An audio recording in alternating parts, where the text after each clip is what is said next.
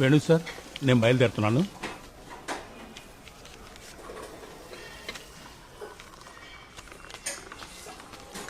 Das uncle, ఈ parcel delivery చేయాలండి.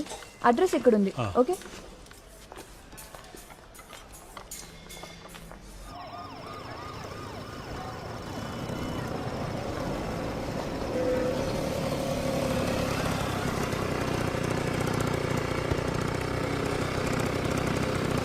పార్సలా? ఏ ఫ్లోర్లో? 12B. ఏం అదృష్టం ఇది, కరెంట్ లేదు. జనరేటర్లో ఏదో ప్రాబ్లం. నాకు ఇవ్వు, కరెంట్ వచ్చాక ఇచ్చేస్తాను. సరే, వాళ్ళని ఒకసారి అడుగుతాను. అడుగు.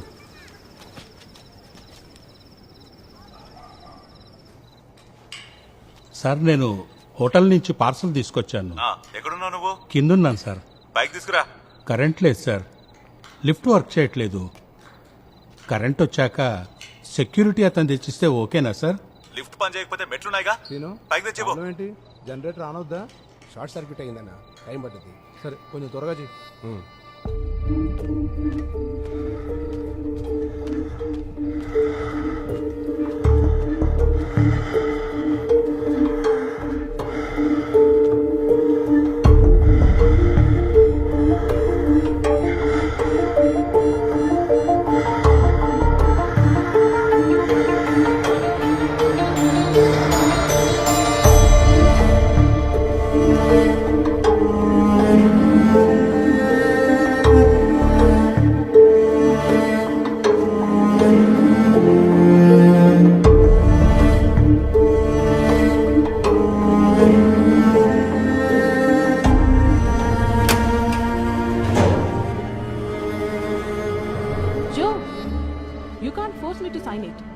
నేను ఫస్ట్ డాక్యుమెంట్ మొత్తం చదవాలి. Only then I will decide what to do. నేనేదో ఇల్లీగల్ బిజినెస్ స్టార్ట్ చేయబోతున్నట్టు అలా మాట్లాడతావు నువ్వు. Help with you. ఏంటే ఫుడ్ డోర్ డెలివరీ అంటే ఇంటికి తీసుకొచ్చి ఇవ్వాలి, అర్థమైందా? అది కరెంట్ లేదు సార్, అందుకని. అంటే నువ్వు ఎప్పుడు తెచ్చిస్తావా, నేను నీకోసం ఎదురు చూస్తూ కూర్చోవాలా? Jo, let's finish our issue first. వదిలే ఈ చిల్లర్ matter.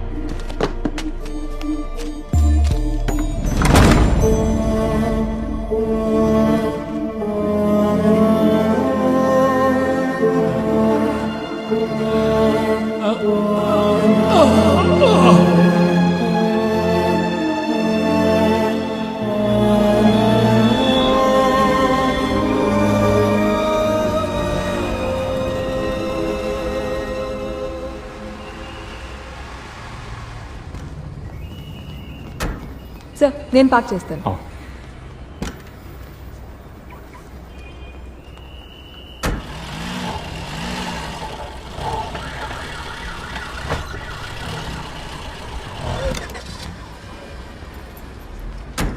Key sir. Thank you. Welcome sir. ఏంట్రా? అక్క, నాన్నకు బాగాలేదక్క, త్వరగా మెడికల్ కాలేజ్ దగ్గరికి రా. ఏమైంది నాన్నకి? ఏమో తెలీదు, నేను అమ్మ అప్పుడక్కడికి వెళ్తున్నాం.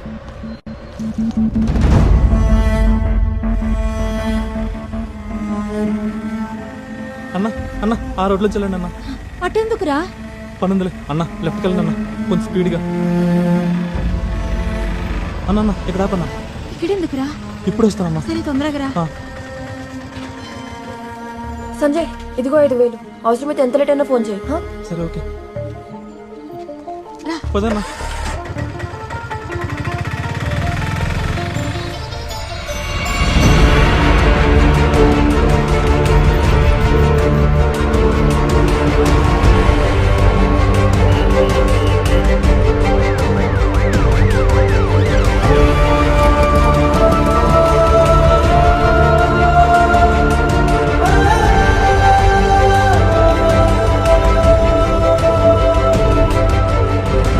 క్యాజువాలిటీ వాడు ఎక్కడ? అదిగో అదే.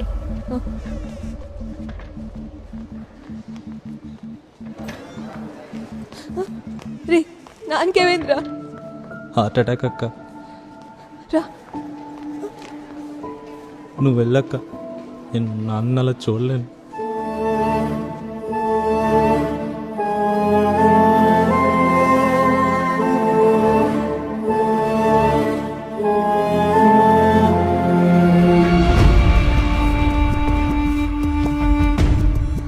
సంజయ్, రారా. ఏమైందక్క? రా. అక్క ఎక్కడికి? రా చెప్తాను.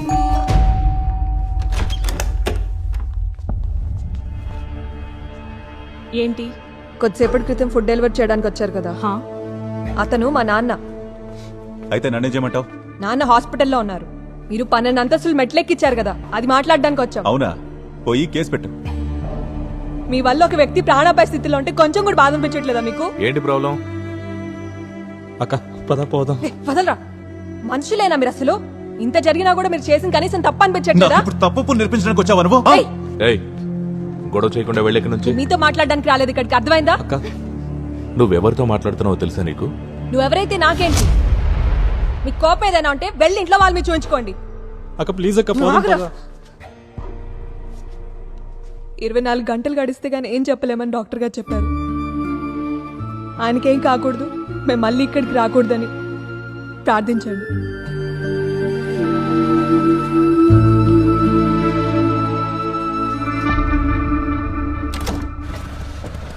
ఆ పక్క తీసుకెళ్ళాపు అక్కడ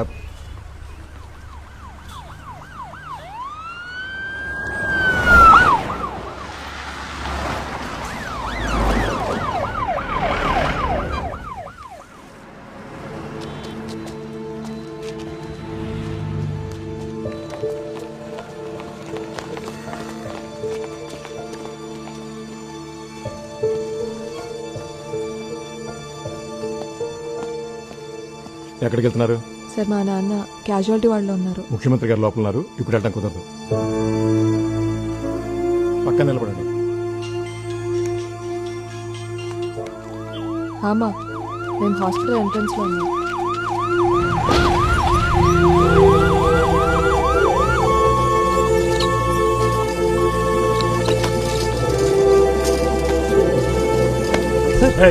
ఎక్కడికి రా సార్ పర్సు సార్. నువ్వు నీ పర్సు వెళ్ళకూడదని ఒకసారి చెప్తే నీకు అర్థం కాదా?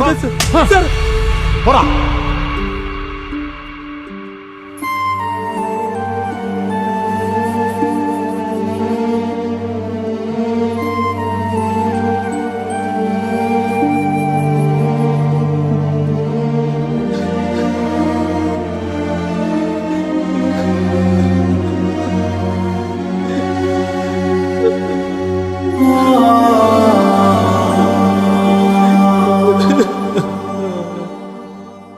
మనం చాలా సామాన్యులం సంజయ్. పలుకుబడి, పదవి, ధనం, వీటిలో ఏ ఒక్కటైనా ఉంటేనే ఇక్కడ మనం బతకగలం. నిన్న నువ్వే చూసాగా ముఖ్యమంత్రి వస్తే ఏం జరుగుతుందో. ఉన్న సీనియర్ మోస్ట్ డాక్టర్స్ అందరూ ఆయన చుట్టూ చేరారు. పేషెంట్లకు ఏమైతే వాళ్ళకేంటి? మన లాంటి వాళ్ళని తిట్టినా పడేసుకొట్టినా అసలు ఎవ్వరు పట్టించుకోరు సంజయ్. నువ్వు కాలేజ్ మ్యాగజైన్లో రాసావు, గుర్తుందా? శక్తులన్నీ కూడా తీసుకొని పోరాడు, లేదా కనీసం నిరసన వ్యక్తం చేయని. ధైర్యం ఉందా నీకు? ముఖ్యమంత్రికి వ్యతిరేకంగా ఒక్క వాక్యం రాయగలవా?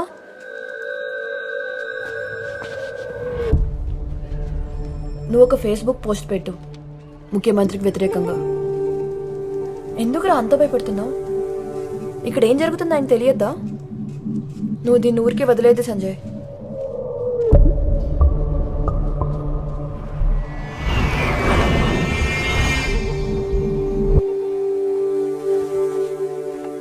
నీ ఐడి నుంచి పోస్ట్ వద్దు, ఒక ఫేక్ ఐడి క్రియేట్ చేద్దాం. ఎవరు క్రాక్ చేయలేనంత స్ట్రాంగ్ పాస్వర్డ్తో. దొరికిపోతే? దొరకకూడదనే మొబైల్లో పోస్ట్ చేయకుండా ఇక్కడికి వచ్చాం. ఈ కేఫ్ సేఫ్. హాల్లో ఉన్న సీసీటీవీలు ఏవి వర్క్ చేయట్లేదు. నువ్వు స్టార్ట్ చేయి.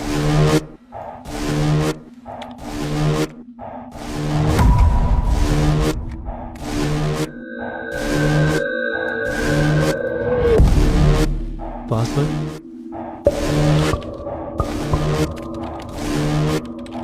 ఇలా టైప్ చేస్తున్నావు, నీకైనా గుర్తుంటుంది పాస్వర్డ్? నాకు గుర్తుంటుంది. నువ్వు ఒక స్ట్రాంగ్ మెసేజ్ టైప్ చేసి ముఖ్యమంత్రిని అడ్రస్ చేయి.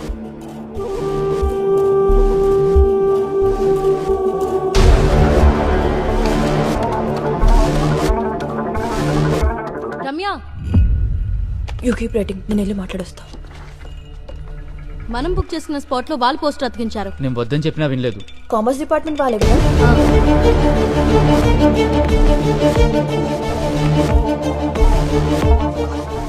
ఏంట్రా అయిపోయిందా? ఒకసారి చెక్ చేయండి. అదిరిపోయింది. అచ్చా యూట్యూబ్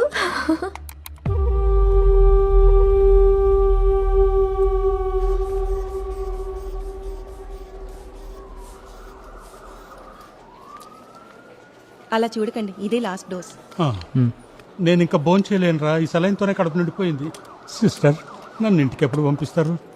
రేపు డిశ్చార్జ్ చేసేయచ్చు. డాక్టర్ గారు రౌండ్స్కి వచ్చినప్పుడు డిసైడ్ చేస్తారు.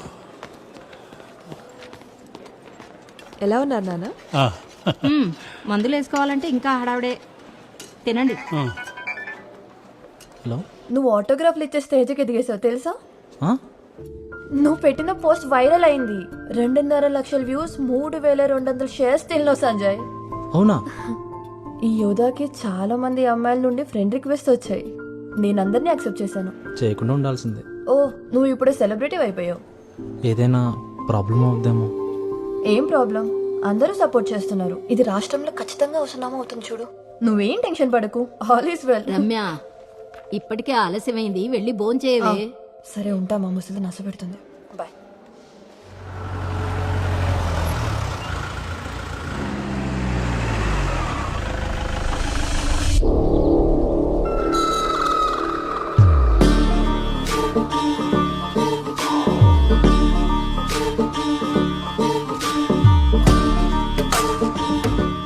సార్, సడన్ గా మీటింగ్ అనేసరికి అందరూ కన్ఫ్యూజ్ అయిపోయారు. నీ ట్రీట్మెంట్ అయిపోయిందా? అయిపోయింది సార్, 2 రోజులైంది. ఓ వారం రెస్ట్ తీసుకొని జాయిన్ అయితే సరిపోయేదిగా. అనవసరంగా ఎక్కువ స్ట్రెయిన్ అవ్వకు. సార్, జాగ్రత్తగా ఉండు. ఇదొక ఫేస్బుక్ పోస్ట్, మీరందరూ చూడాలి. ఇతను అసలు సిసలైన యోధ. ఇది నిన్న కలెక్టరేట్ ముందు జరిగిన లాఠీచార్జీ లాంటిది కాదు. ఆదివాసీలు మొన్న చేసిన ధర్నా లాంటిది కూడా కాదు. మనం ఇప్పుడు దృష్టి పెట్టాల్సింది ఈ విషయం మీదే. కానీ సార్, అదొక అనామక పోస్ట్ సార్. ఊరు పేరు ఏం లేదు. అలాంటి దానికి విలువెలా ఇస్తాం? ఈ పోస్టు పెట్టింది కూడా ఒక మనిషే కదండి. అతనేం రాశాడో చదివావా శివయ్య? ముఖ్యమంత్రి ట్రీట్మెంట్ కోసం హాస్పిటల్కి వస్తే సాధారణ జనం బయటికి వెళ్ళిపోవాలా, పోలీసులతో దెబ్బలు తినాలా? ఇదంతా చాలా క్లియర్ గా రాశాడు అతను. ఇంతకంటే ఇంకేం క్రెడిబిలిటీ కావాలి శివయ్య? కేవలం ఐడి నిజం కాదనే కారణంగా అతనంత వివరంగా రాసిన నిజాలు అబద్ధాలు అయిపోతాయా? ఒక బార్బర్ కొడుకు ముఖ్యమంత్రి అయితే ఇదిగో ఇలాగే ఏడుస్తాయి. ముఖ్యమంత్రి పేరు వింటేనే వణికిపోయే వాళ్ళు కొందరున్నారు ఇక్కడ. అలాంటి వాళ్ళందరూ బయటికి వెళ్ళిపోవచ్చు. సొంత పేరు బయట పెట్టే ధైర్యం లేకపోవడం వల్ల మాత్రమే సీఎంను విమర్శించడానికి ఎవరైనా ఇలా ఫేక్ ఐడీలు వాడుకోవాల్సిన దుస్థితి ఉంది రాష్ట్రంలో. ఇది మనం చూస్తూ ఊరుకోవాలా? సీఎంకి ఇష్టం వచ్చినట్టు ఏం చెప్పినా ఏం చేసినా గొర్రెలా తలలోపడానికి కాదయ్యా జనం మనకు ఓట్లేసి గెలిపించింది. ఇది చిన్న విషయం కాదు, సాధారణ ప్రజల దుస్థితి ఇది. నిశ్శబ్దంగా వాళ్ళు చేసిన అభ్యర్థనిది. మనం వాళ్ళ పక్షాన కదా నిలబడాల్సింది. రాష్ట్రమంతా రాస్తారోకోలు, ధర్నాలు చేద్దాం, స్ట్రైక్ అనౌన్స్ చేద్దాం, అట్టుడికి పోవాలి. హే, దీనికి కూడా స్ట్రైక్ అండ్ చేయానంద్. ఇప్పటికే చాలా స్ట్రైకులు చేశాం. కేవలం ఫేస్బుక్ పోస్ట్ మనం ఈ ఇష్యూని యూజ్ చేసుకోవాల్సిందే. లేకపోతే ఏం ఇంటర్నేషనల్ ప్రాబ్లం ఉందని మనం సమ్మెకు పిలిపివ్వగలం? ప్రతిపక్షంగా మనం ఎప్పుడూ జనం పక్షాన్ని నిలబడి పోరాడాలి, అది మర్చిపోవద్దు. నేను చెప్పిన దాంట్లో మార్పేం లేదు. ముఖ్యమంత్రి రాజీనామా చేయాలి. కల్లూరి చంద్రం ముఖ్యమంత్రి రాజీనామా చేయాలి. పోలీసుల అరాచకాలు నశించాలి. రాజీనామా చేయి కల్లూరి చంద్రం. కల్లూరి చంద్రం ముఖ్యమంత్రి రాజీనామా చేయాలి. వద్దు వద్దు మాకొద్దు, వద్దు వద్దు మాకొద్దు, వద్దు వద్దు మాకొద్దు.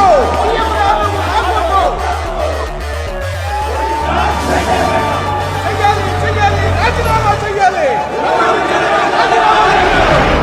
ముఖ్యమంత్రి కల్లూరి చంద్రం రాజీనామా చెయ్యాలి.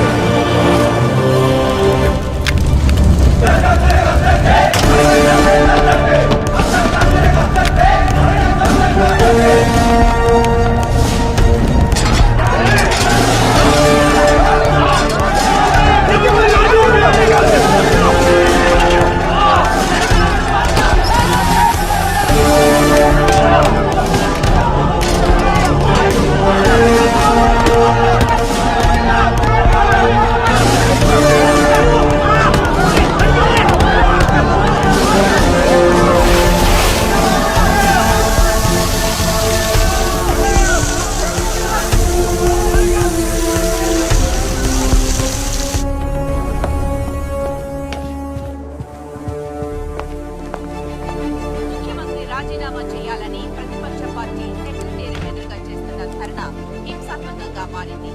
బ్యారికేడ్స్ ను దాటుకుని కార్యకర్తలు ముఖ్యమంత్రి వాహన శ్రేణి మీదకు దూసుకురావడానికి ప్రయత్నించడంతో పోస్ట్ చేసిన ఇంటర్నెట్ కేఫ్ లొకేట్ చేశాం సార్. అది యూనివర్సిటీ కాలేజ్ ఆపోజిట్ లో ఉన్న షాపింగ్ కాంప్లెక్స్ లో ఉంది. త్వరలోనే పోస్ట్ చేసిన పట్టేస్తాం సార్.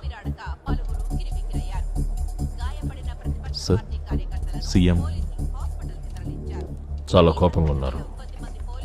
డైరెక్ట్గా డీజీపీకే కాల్ చేశారు ఆర్డర్స్ ఇవ్వడానికి. అందరూ ఒడికిపోతున్నారు. Okay sir, we're moving very fast. You guys better. Sir, ఇంత టఫ్ కాంపిటీషన్ ఉంటుందని నేను ముందే ఉంచానే. అందుకే ఆదేశ్ నేమ్ని సజెస్ట్ చేశాను. వాడికి అందరినీ ఎలా కలుపుకోవాలో బాగా తెలుసు. కానీ వాళ్ళ క్యాండిడేట్ కూడా చాలా స్ట్రాంగ్ గా ఉన్నాడే. ఇప్పటికైతే ఏం చెప్పలేని పరిస్థితి. మనం ఇంకా